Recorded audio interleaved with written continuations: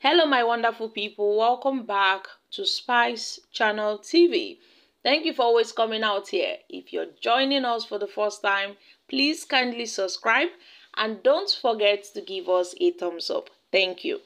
Guys, the Christian Association of Nigeria, CAN, has accused the Nigerian government of shielding the controversial Islamic cleric Sheikh Ahmed Gumi because of his religious standing. The CAN chairman in Adamawa State, Reverend Dr. Stephen Dami Hamza, who doubled as the Catholic Bishop of Yola Diocese, stated this, adding that authorities in Nigeria were playing double standards. Hamza noted that Sheikh Gumi and his cohorts were being treated with kid gloves despite their inflammatory statements on critical national issues, while others were being hounded and persecuted. According to him, the leader of the IPOB, the indigenous people of Biafra, Nnamdi Kanu, was being arbitrarily incarcerated, while Sheikh Ahmed Gumi was allowed to tear the country with hate speech, with insightful statements. So, in a sermon on Sunday, Bishop Hamza reacted to Sheikh Gumi's attack on President Bola Tinubu for appointing Nyesom Wike, a Christian Southerner, as the Minister of the Federal Capital Territory.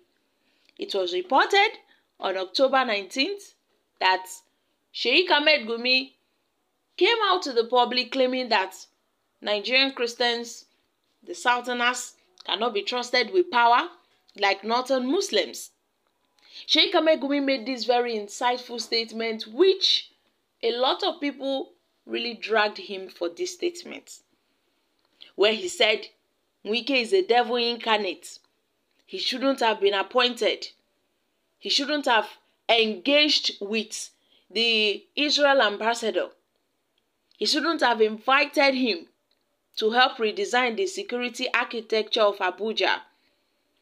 That he is doing all these things to taunt the Muslims. I mean, where is all these talks coming from?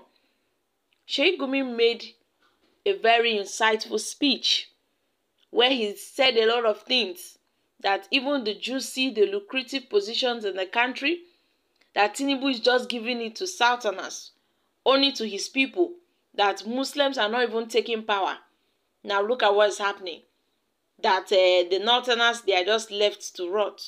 He made a lot of statements. I mean, and then people were wondering, how come Sheikh Gumi made this statement and he's still walking free? Meanwhile, if other people should make this kind of statement, immediately you will see the DSS, the Nigerian police. So why is it so? That's the question that this Reverend Father has asked, that why is it so?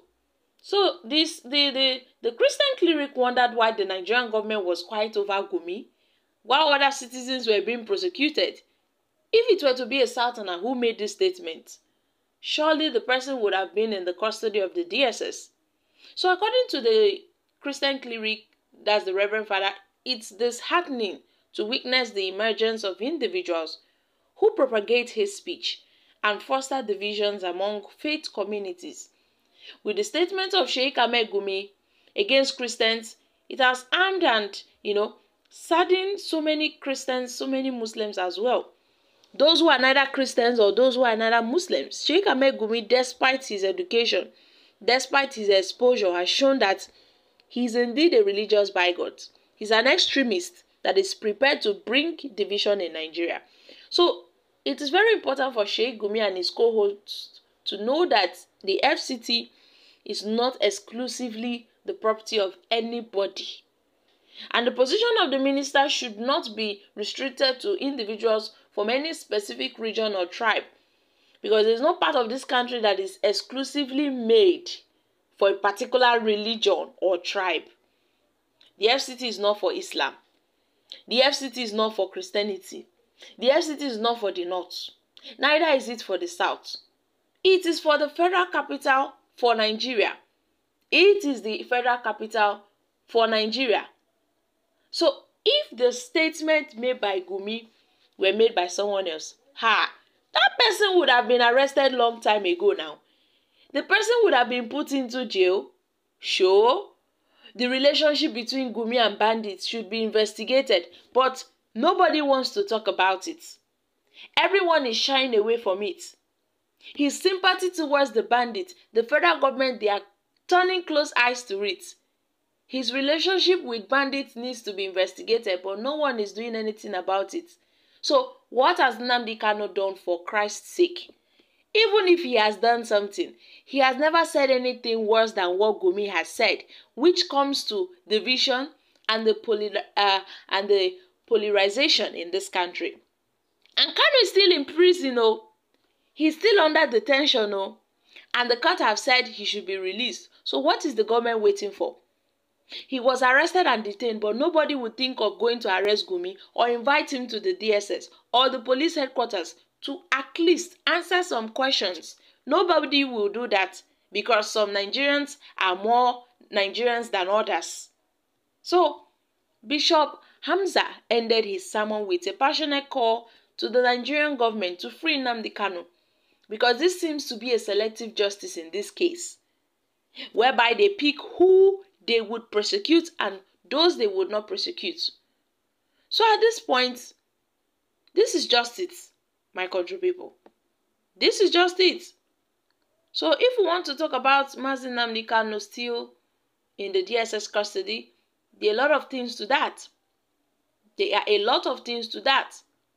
Mazi Nnamdi Kanu has remained resilient. Mazi Nnamdi Kanu has remained a hero to the Southeasterners.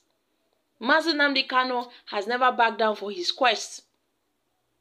I think these are one of the reasons why the federal government has decided not to let him go. Because they feel they would bend his spirit to agree to their terms and drop his quest for the Biafra nation, which Nnamdi Kanu on several occasions has told his followers that this issue of the Biafra nation is not going to end because he's in the DSS custody. That the people should hold on tight, that things will surely change. So, for a normal person who has been in the custody of the Department of the State Service for a very long time, ought to have been broken. But Nnamdi Kanu seemed not to be broken. He seemed not to be bothered or tried to be compromised. Nnamdi Kanu seemed not to be compromised by anybody and has always stick to his ambition, which is the actualization of the Biafra nation. But then, they are holding Mazi Nnamdi Kanu because he is talking about Nigeria splitting and all of that. So, what the priest is trying to say is that what Nnamdi Kanu has done and what Gumi has done, Gumi's own seems to be way more higher, to have led to the DSS inviting him for questioning or even get him arrested. But what has Nnamdi Kanu done? So my country people, this is a big question, guys. I'm dropping here. Kindly share your thoughts on this in the comment section. Thank you.